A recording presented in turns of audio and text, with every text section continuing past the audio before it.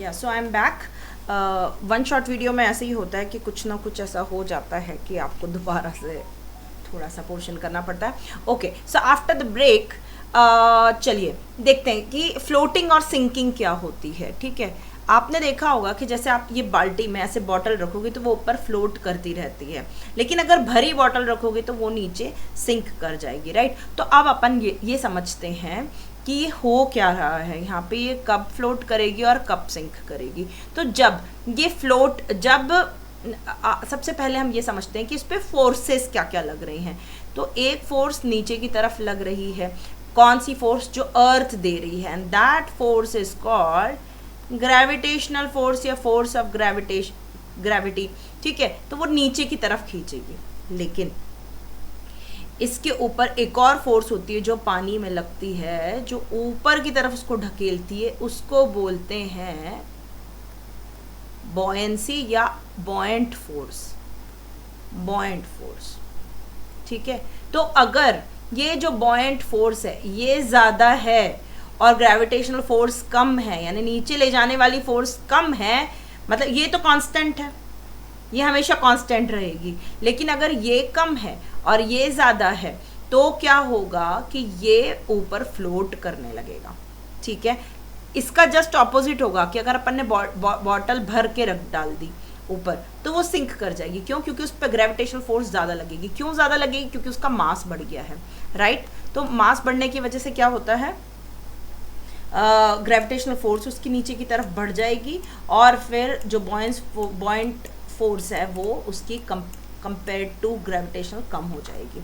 ठीक है, तो इसीलिए अब फटाफट से इसको वर्ड्स में पढ़ लेते हैं कि जब भी हम किसी भी बॉटल को या कोई भी ऐसे हल्की चीज़ को डालते हैं पानी के अंदर तो क्या होता है, अपवर्ड फोर्स होती है वाटर के सरफेस के ऊपर।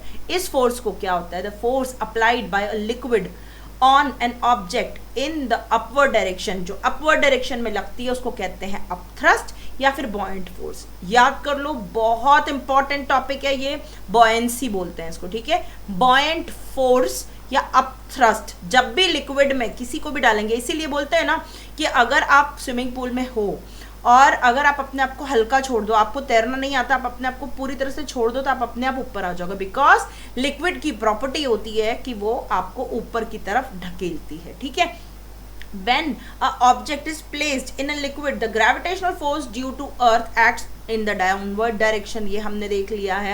if gravitational force is more than buoyant force तो सिंक हो जाएगा। नीचे की तरफ ज़्यादा खींचेगा तो नीचे सिंक हो जाएगा, अगर इक्वल है तो फ्लोट होने लगेगा।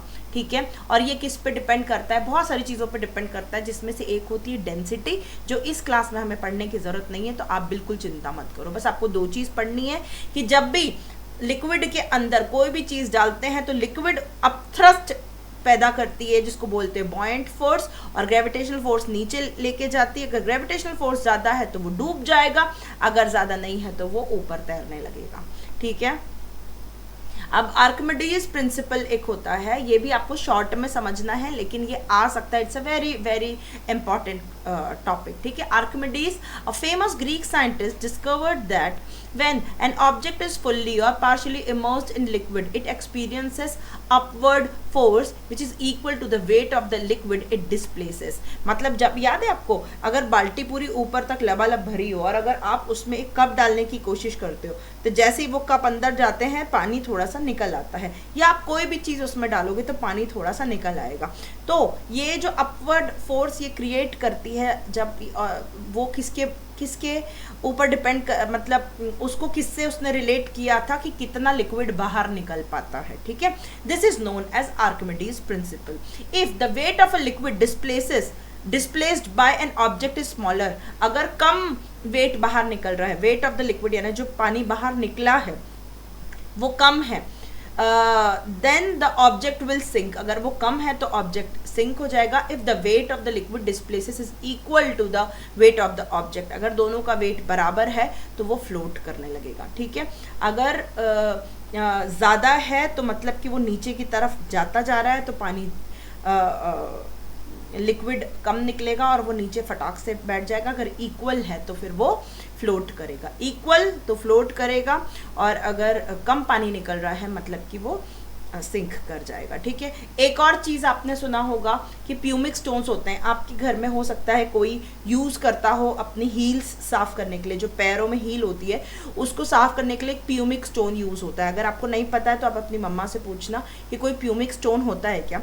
उसमें ऐसे पोर्स होते हैं, वो कैसे बनता है, पत्थर नॉर्मली सिंक हो जाता है, लेकिन ये जो प्यूमिक स्टोन्स है ये फ्लोट करते हैं। क्यों फ्लोट करते हैं, क्योंकि जब वॉल्केनिक इरप्शन होती है तो ये टूट के निकलते हैं। अब जब ये टूट के निकलते हैं तो इसके अंदर जब ये वापस से ठंडे होते हैं तो पोर्स बन जाते हैं, वाटर वेपर्स उसी के अंदर कूल हो जाते हैं, अंदर पोर्स बन जाते हैं, और इसीलिए ये पोरस रॉक होता है, क्योंकि इसके अंदर पत्थर का एलिमेंट कम होता है, हवा ज़्यादा भरी रहती है, इसलिए इसको लाइट और पोरस रॉक्स बोलते हैं। और इसके अंदर एयर पॉकेट्स हो जाते हैं, बहुत सारी हवा के पॉकेट्स बन जाते हैं, और इसीलिए इसकी डेंसिटी कम हो जाती है, लेस डेंसर हो जाता है। डेंसिटी अभी हम आगे पढ़ेंगे कभी अलग क्लासेस में, लेकिन उसकी वजह से ये हल्का हो जाता है, और हल्का हो जाता है इसलिए पानी के ऊपर फ्लोट करता है।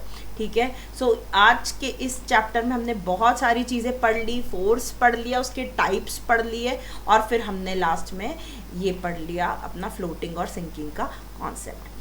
Thank you so much. इसके हम प्रॉपर वन शॉट और बनाएंगे जिसमें मैं आपको बढ़िया से नोट्स दूंगी, पीपीटीज दूंगी, और अगर आपको ऑनलाइन क्लास ज्वाइन करना है तो प्लीज़ प्लीज़ प्लीज़ आप गूगल फॉर्म भर देना। आई सी कि कितने लोग इंटरेस्टेड हैं, उसके हिसाब से आई कैन प्लान, एंड फिर मैं आपको पर्सनली पढ़ा सकती हूँ। हम लोग वर्कशीट सॉल्व करेंगे, टेस्ट सॉल्व करेंगे, and we will prepare ourselves for the foundation classes. ठीक है, नीट और जेईई की प्रिपरेशन हम 8th क्लास से करने वाले हैं, और बहुत आराम से करेंगे। ऐसा नहीं कि बहुत प्रेशर आ जाएगा आपके ऊपर, आपको तरीका समझ में आ जाएगा कि नीट और जेईई कैसे निकाल सकते हैं। Thank you so much.